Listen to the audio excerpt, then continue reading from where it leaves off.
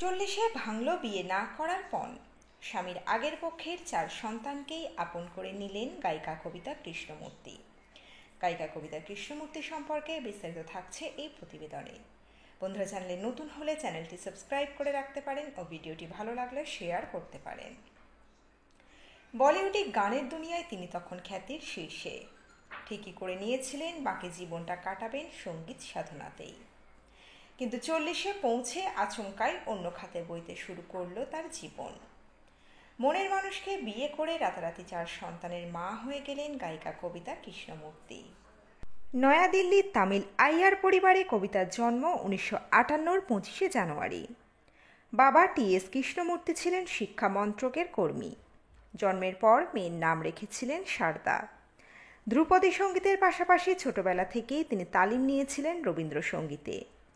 মাত্র 8 বছর বয়সে স্বর্ণপদক পেয়েছিলেন সঙ্গীত প্রতিযোগিতায়। মুম্বাইয়ের সেন্ট জেভিয়ার্স কলেজের বাণিজ্য বিভাগের ছাত্রী ছিলেন কবিতা। কলেজ ফেস্টে আলাপ রানু মুখোপাধ্যায়ের সঙ্গে। গান শুনে মুগ্ধ রানু কবিতাকে নিয়ে গিয়েছিলেন তার বাবা হেমন্ত মুখোপাধ্যায়ের কাছে। তিনি কবিতাকে নিজের অনুষ্ঠানে গান গাইবার সুযোগ করে দেন। এরপর মান্নাদের সান্নিধ্যে আসেন কবিতা। তিনিও বেশ কিছু জায়গায় কবিতাকে গানের সুযোগ করে দেন। বলিউডে তাকে নিয়ে অনেক ছবিতে গান করান লক্ষ্মীকান্ত প্যারেলাল।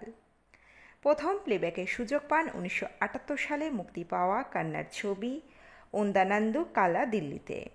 গিরিশ কার্নাডের পরিচালনায় এই ছবিতে একটিমাত্র গানই ছিল। লোকসঙ্গীতের আঙ্গিকে কবিতার গলায় সেই গান খুবই জনপ্রিয় হয়েছিল।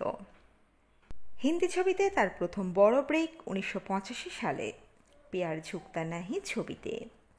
এরপর একে একে mister India, 1942 a love story, ইয়ারানা, অগ্নিসাক্ষী, খামোশির মতো ছবিতে তাঁর গান ইন্ডাস্ট্রিতে পায়ের তলায় জমি শক্ত করে।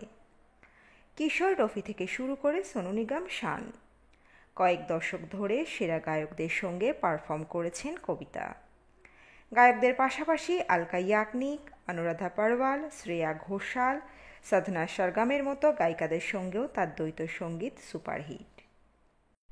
এছাড়াও গান গেয়েছেন লতা মঙ্গেশকর ও আশা ভোঁসলের সঙ্গেও। হিন্দির পাশাপাশি তেলুগু, মারাঠি, উর্দু, তামিল, মালায়ালাম, কন্নড়, গুজরাতি এবং বাংলা গানের দুনিয়ায় দাপটের সঙ্গে শাসন করেছেন কবিতা। গান গেয়েছেন ইংরেজি ও উর্দুতেও। ধ্রুপদী সঙ্গীত প্লেব্যাকের সঙ্গে তার সাবলীল বিচরণ রবীন্দ্রসঙ্গীতেও। গান করেছেন রামায়ণ, মহাভারত, আলিফ লায়লার মতো দূরদর্শনের জনপ্রিয় সব সিরিয়ালেও। डोला रे डोला, आज मैं ऊपर, मेरा पिया घर आया, प्यार हुआ चुपके से, हम दिल दे चुके सनम, নিম্বুড়ার মতো গান তাকে অজস্র পুরস্কার এনে দিয়েছে। 2005 সালে ভূষিতা হন পদ্মশ্রীতে। এইভাবে গান নিয়েই থাকবেন ঠিক করে নিয়েছিলেন কবিতা, কিন্তু হঠাৎ করেই জীবনে জড়িয়ে ফেললেন ডি.এল. সুব্রমণিয়ামের সঙ্গে। যশস্বী এই বেহালাবাদকের সঙ্গে আগে অনুষ্ঠান করেছেন তিনি। 1999 সালে তার সঙ্গে বাঁধলেন গাঁটছড়া। দুজনের বয়সের ব্যবধান 11 বছর। সুব্রমণিয়ামের প্রথম স্ত্রী ভিজি ক্যান্সারে আক্রান্ত হয়ে প্রয়াত হন 1995 সালে। আর তার 4 বছর পরে নিতান্ত সাদামাটা অনুষ্ঠানে তিনি বিয়ে করেন কবিতাকে। স্বামীর আগের পক্ষে 4 সন্তানকে পরম যত্নে আপন করে নিয়েছেন কবিতা। বিয়ের পর কবিতার জীবন আমূল বদলে যায়।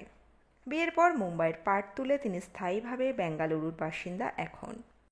সুব্রমণিয়ামের 4 সন্তানের মধ্যে 2 মেয়ে এবং 1 ছেলে কোনো না কোনোভাবে সঙ্গীত জগতের সঙ্গে যুক্ত। আর এক ছেলে নারায়ণ পেশায় চিকিৎসক। কবিতা জানিয়েছেন বিয়ের আগে তার পায়ের কাছে জুতো এগিয়ে দেওয়ার জন্যও একজন থাকত। সেখান থেকে বিয়ের পরেই গুরুদায়িত্ব এসে পড়ে তার কাঁধে। এখন কবিতা একজন দায়িত্বশীলা স্ত্রী, স্নেহময়ী মা এবং দিদিমা। প্রতিটা মুহূর্ত এবং ভূমিকা ভরপুর উপভোগ করছেন তিনি। জীবনের চলার পথকে নিজের ছন্দেই সুরেলা করে নিতে ভালোবাসেন এই গায়িকা। বেশ কয়েক দশক ধরেই বলিউডে গাইছেন কবিতা কৃষ্ণমূর্তি। দেখেছেন গান বাজনার ধারায় নানা পরিবর্তন। তার মতে ইদানিং গাইতে গেলে সুর, তাল, লয়ের বোধ কিছুই লাগে না। দেখনদারি আর হাবভাব দিয়েই কাজ হয়ে যায়। সম্প্রতি কটাক্ষ করে কবিতা বললেন, এখন গাইতে না জানলেও চলে। অটোটিউনের মাধ্যমে সুর পিচ ঠিক করে নেওয়া এখন কোনো ব্যাপার নয়, মেশিনেই হয়ে যায় সব। কবিতার মতে গান বাজনার ধারা অনেক বদলে গিয়েছে এখন ইন্ডাস্ট্রিতে। এক সাক্ষাৎকারে তিনি বলেন, আমার মতো গায়িকা 5 মিনিটের গান টানা গেয়ে দিতে পারে। আমি খৈয়ামে সুর করা গজলধর্মী গান গেয়েছি, 2 লাইনের মধ্যে শ্বাস নেওয়ার সুযোগ নেই সেখানে। উনি বলতেন, এতে গানের কাব্যমূল্য নষ্ট হয়ে যাবে। কিন্তু এখন শিল্পীদের কাছে টানা গান গাওয়া কঠিন ব্যাপার। কবিতা কটাক্ষ করতেও ছাড়েন না হাল আমলের সঙ্গীত নির্মাণ পদ্ধতিকে। বললেন, এখন কোনো রেকর্ডিংয়ে গেলে তুমকো এইটুকু গাইলাম, আর একবার বলল গাইলাম তুমকো, তারপর চলে গেলাম পরের লাইনে, ব্যাস হয়ে গেল। কবিতা আরও জানান, এইভাবেই এখন গান তৈরি হয়। হয়তো গাওয়ার পর বললেন, আরও একটু সুরে গাইতে পারি, আরেকবার গাই। কবিতাকে বলা হয় তার দরকার নেই, সুরতাল বসিয়ে নেবে যন্ত্র। কবিতার আক্ষেপ, সুরে তালে গাওয়ার জন্য এখন তাহলে তো আর গায়কের দরকার নেই, যন্ত্রই সবটা করুক। কবিতা বলেন, আমাকে বলা হয়েছিল এখন অ্যাটিটিউড চাই, তাই গান বাজনা যে এখন হাবভাব সর্বস্ব তা জানেন কবিতা। ক্ষোভ উগড়ে জানান, দেখনদারি জানলেই বাজারে গান বাজনার চেষ্টা করা যেতে পারে। 70-এর দশকের শেষ থেকে কবিতা বলিউডে গাইছেন। ওড়িয়া, তামিল, মারাঠি, বাংলা, তেলুগু, উর্দু সহ বহু ভাষায় গান গেয়েছেন তিনি। হাওয়া হাওয়াই, তু হি রে, কোই মিল গায়ের মতো জনপ্রিয় গান গেয়েছেন তিনি। লাকি আলির সঙ্গে গড়িতেরি আঁখে অ্যালবামেও শ্রোতার মন ছুঁয়ে গিয়েছিল কবিতার গাওয়া সব গানগুলি। তার সুরেলা কণ্ঠে বরাবরই বুঁদ হয়ে এসেছেন শ্রোতারা। 1942 a love story, Khamoshi the musical, Bombay, Hum Dil দে চুকে সানাম, 90-এর দশকে একের পর এক গানে মাতোয়ারা বলিউড। সেই কবিতা কৃষ্ণমূর্তি ইদানিং কিছুটা হতাশ সেই বলিউডের গান নিয়েই। সম্প্রতি এক সাক্ষাৎকারে নিজের 5 দশকের গান নিয়ে কথা বলেছেন কবিতা। সেখানেই কিছুটা আক্ষেপের সুরে তিনি বলেন, আজকাল হিন্দি ছবির গানে তেমন কথা কই, ভালো গানের কথার অভাব টের পাই। তবে একই সঙ্গে গায়িকা গান নিয়ে বলিউডের পরীক্ষা নিরীক্ষার প্রশংসাও করেছেন। বলেছেন, হিন্দি ছবির গান আজকাল অনেক রকম পরীক্ষা নিরীক্ষার পথে হাঁটছে, নানা ধরনের নানা স্বাদের গান তৈরি হচ্ছে, এটা কিন্তু খুব ভালো। তো বন্ধুরা, গায়িকা কবিতা কৃষ্ণমূর্তির গাওয়া কোন গানটি আপনার বা আপনাদের সবচেয়ে পছন্দের জানাতে পারেন আমাদের কমেন্ট বক্সে কমেন্ট করে।